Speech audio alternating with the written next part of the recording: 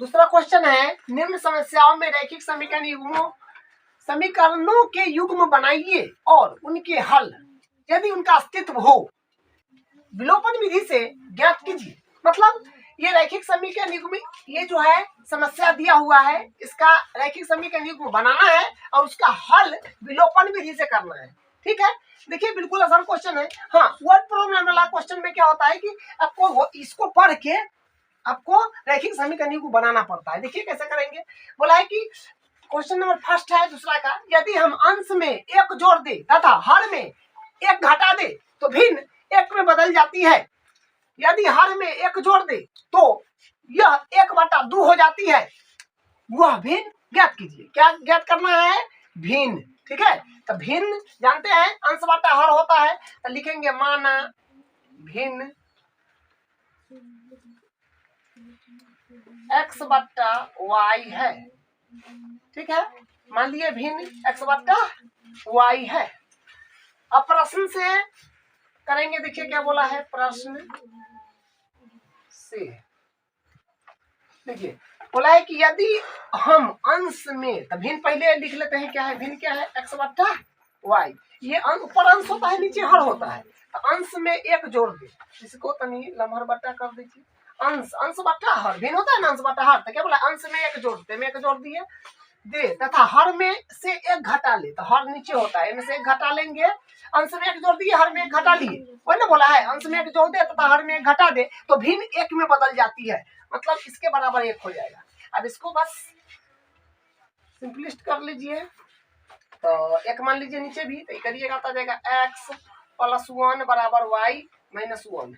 यहाँ पर क्या काम करिए, देखिए अगर देखिए x के अगर हम बराबर करेंगे, x के डायरेक्ट यहाँ से x के बराबर कर लेते हैं, तो देखिए क्या होगा।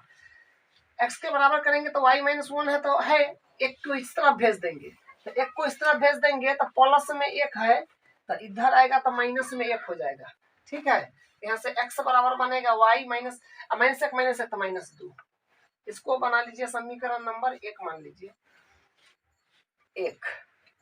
उसके बाद अब यहाँ से दूसरा इक्वेशन बनेगा। यहाँ से क्या बोला है? यदि हर में एक जोड़ दे, अब लिखेंगे फिर भिन्न जो था x बट्टा y, ये लिख लीजिए पहले। यदि हर में एक जोड़ दे, हर कहाँ होता है? भिन्न होता है अंश बट्टा हर। तो हर नीचे में एक जोड़ने के लिए बोला है, तो जोड़ में एक जोड़ दे तो वह 1/2 हो जाती है। मतलब ये हो जाता है 1/2 हो जाती है, माने बराबर, यानी बराबर 1/2। ठीक है, वह भिन्न ज्ञात कीजिए। तो ठीक है, अब इसको से सिंपलिस्ट कर लीजिए, क्रॉस मल्टीप्लाई कर लीजिए इसमें इससे। तो यहाँ से क्या बनेगा? x में 2 से करिएगा तो 2x और बराबर 1 में करिएगा तो y प्लस 1। ठीक है, तो इसको मान लीजिए समीकरण 2 मान लीजिए। x है, यहाँ पर 2x है। तो यहाँ पर 2x पुराने के लिए यहाँ पर x अगर काटना चाहेंगे तो इसको 2x पुराना पड़ेगा। तो समीकरण 1 को 2 से गुना करना पड़ेगा। अगर x को नहीं काटना चाहिएगा y को, तो y काटना और आसान है, क्योंकि y का गुणांक 1 है, यहाँ पर भी 1 है, y जोड़ में है, ये भी जोड़ में है, तो घटा देंगे तो काम बन जाएगा। तो वही काम कर रहे हैं, लिखेंगे समीकरण 1 - 2 से। समीकरण 1 - 2 से x बराबर y - 2। और समीकरण 2 क्या है? 2x बराबर y + 1। अब यहाँ से देखिए घटा रहे हैं, साइन चेंज हो जाएगा। प्लस में है तो माइनस, प्लस में है तो माइनस, प्लस में है तो माइनस, ई कटा सिर्फ। तो इसके बाद बचा माइनस।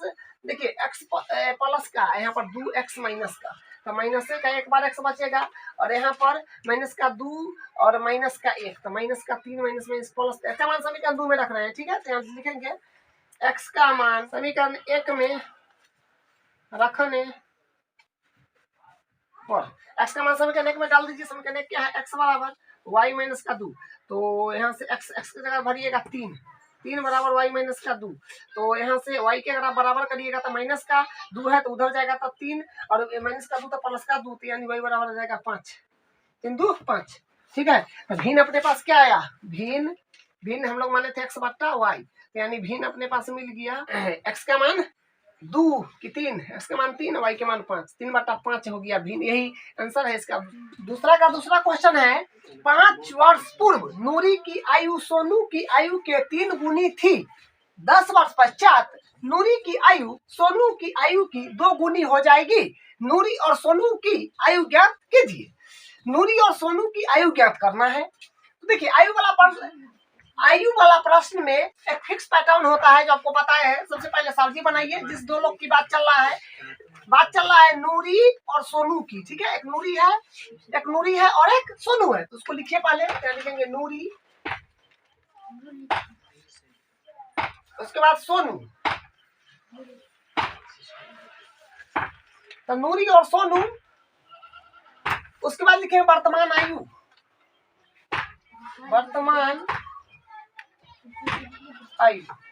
ठीक है, वर्तमान आयु। उसके बाद देखिए, हमेशा जिस 2 व्यक्ति का बात चल रहा है वो 2 व्यक्ति का नाम लिख दीजिए। उसके बाद हमेशा वर्तमान आयु लिखिए। उसके बाद फिर क्वेश्चन पढ़िए, क्या बोला है, कितना वर्ष पूर्व, कितना वर्ष बाद। जैसे यहाँ पर बोला है 5 वर्ष पूर्व बोला है, तो यहाँ पर पहला जो यहाँ पर लिखेंगे 5 वर्ष पूर्व लिखेंगे, तो ये हो जाएगा 5 वर्ष पूर्व। ठीक है, उसके बाद 5 वर्ष पूर्व फिर बोला गया, देखिए फिर बोला गया है 10 वर्ष पश्चात। यहाँ पे लिखेंगे 10 वर्ष पश्चात। 10 वर्ष पश्चात, 10 वर्ष पश्चात। देखिए वर्तमान आयु में हमेशा x और y मानना है, तो ये x हो जाएगा और ये y हो जाएगा। ठीक है, तो आयु वाला प्रश्न में आपको हमेशा ध्यान रखना है कि जिस 2 लोग का बात चले उसको पहले लिख दीजिए। उसके बाद आपको वर्तमान आयु लिखना है, और उसके बाद जब बोले 5 वर्ष पूर्व बोला है तो 5 वर्ष पूर्व, और 10 वर्ष पश्चात बोला है तो 10 वर्ष पश्चात। ठीक है, तो 5 वर्ष पूर्व वाला में आप भरते हैं। तो देखिए 5 वर्ष पूर्व का मतलब है कि 5 वर्ष पूर्व, मतलब 5 वर्ष पहले कितना का था। तो देखिए 5 वर्ष पूर्व, अभी कोई 1 साल के है तो 5 वर्ष पूर्व क्या होगा, x - 5, और ये अभी y साल का है तो 5 वर्ष पूर्व y - 5 हो जाएगा। ठीक है, 10 वर्ष पश्चात बोला गया है, अभी कोई 1 साल के है तो 10 वर्ष पश्चात क्या हो जाएगा, x + 10 साल का हो जाएगा। अभी वाला में 10 ऐड हो जाएगा। ये अभी y साल का है तो 10 वर्ष बाद क्या हो जाएगा, y + 10 साल का हो जाएगा। ठीक है, तो इस तरह से हम लोग कॉलम बनाते हैं। कॉलम बना के हल करना बिल्कुल आसान होता है, गलती होने की संभावना बिल्कुल नहीं रहती है। ठीक है, तो ये कॉलम बन गया। अब क्वेश्चन के अकॉर्डिंग हम करेंगे। यहाँ से लिखते हैं प्रश्न से। देखिए क्या बोला है, 5 वर्ष पूर्व। 5 वर्ष पूर्व का बात चल रहा है, मतलब इसका बात चल रहा है। ठीक है, तो 5 वर्ष पूर्व वाला ये है, इसका बात चल रहा है। तो 5 वर्ष पूर्व नूरी की आयु, नूरी की आयु मतलब ये, नूरी की आयु मतलब x - 5। सोनू की आयु मतलब y - 5। ठीक है, 5 वर्ष पूर्व वाला बात चला, नूरी की आयु x - 5 और सोनू की आयु तो y - 5। तो लिखेंगे नूरी की आयु यानी x - 5 बराबर सोनू की आयु मतलब y - 5।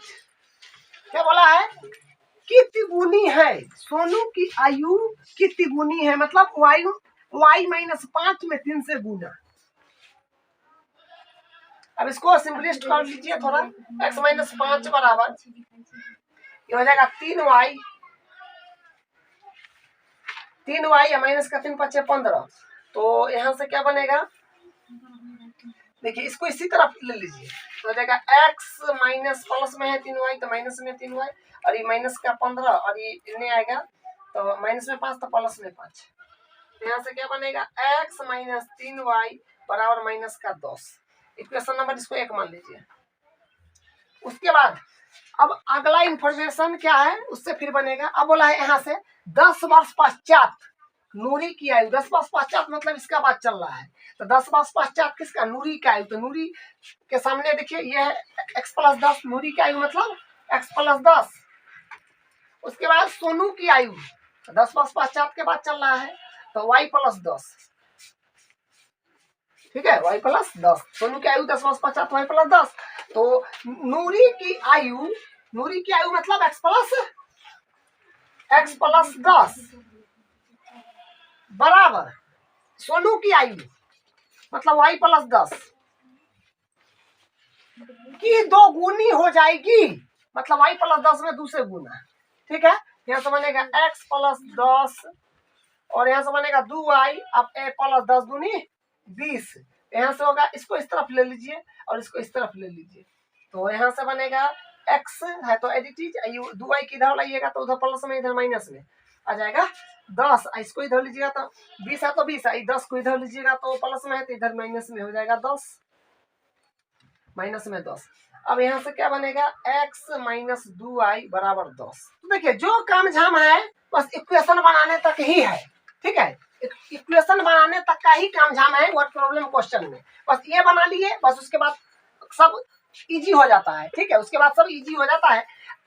किस विधि से हल करना है, विलोपन विधि से। तो विलोपन विधि में जानते हैं क्या करते हैं, x और y को विलुप्त कर दीजिए, यानी समीकरण से हटा दीजिए। तो कैसे हटाते हैं, जब गुणांक देखते हैं x और y के बराबर है कि नहीं, नहीं है तो बराबर करते हैं। जैसे यहाँ पर x सिंगल है, गुणांक कुछ नहीं है, यहाँ पर x सिंगल है, गुणांक कुछ नहीं है, तो x से आप चला सकते हैं। अगर आपको माने नहीं हम y को गुणांक को बराबर करके y को काटे तो यहाँ पर माइनस का 3y है y में, यहाँ पर है y में माइनस का 2, तो यहाँ पर क्या हो जाएगा, यहाँ पर इसके गुणांक से इसमें गुना करना होगा, इसके गुणांक से इसके गुणांक में गुना करना होगा, ये पैटर्न फिक्स है। अब दोनों बराबर हो जाएगा तो देखेंगे माइनस करना है या प्लस करना है तो उसके हिसाब से ये आपका कट जाएगा, ठीक है। तो ये थोड़ा सा एक 2 स्टेप बढ़ जाएगा, इसलिए x का गुणांक बराबर है तो हम x के गुणांक पर चलते हैं, ठीक है। यहाँ से लिखेंगे, लेकिन x है प्लस में, ये भी प्लस में है, इसमें भी इक्वेशन 1 में भी x प्लस का है, इक्वेशन 2 में भी x प्लस का है, तो घटाना पड़ेगा। तो डायरेक्ट लिखिए समीकरण 1 माइनस 2 से, समीकरण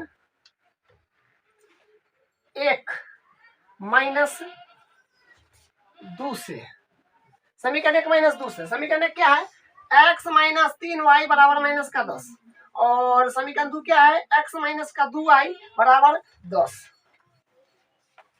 तो घटा रहे हैं तो माइनस, माइनस है तो घटाने में साइन चेंज होता है, बस इतना ध्यान रखिएगा, प्लस में है तो माइनस, ये तो कट गया, तो यहाँ पर आएगा माइनस का 3y प्लस का 2y तो माइनस का y, और यहाँ पर आएगा माइनस का 20, माइनस का 20 माइनस में प्लस हो गया तो y बराबर आ गया 20, ठीक है। y का मान समीकरण आप 1 में 2 में जिसमें मन है रख दीजिए, हम y का मान समीकरण 1 में रख देते हैं, तो लिखेंगे y का मान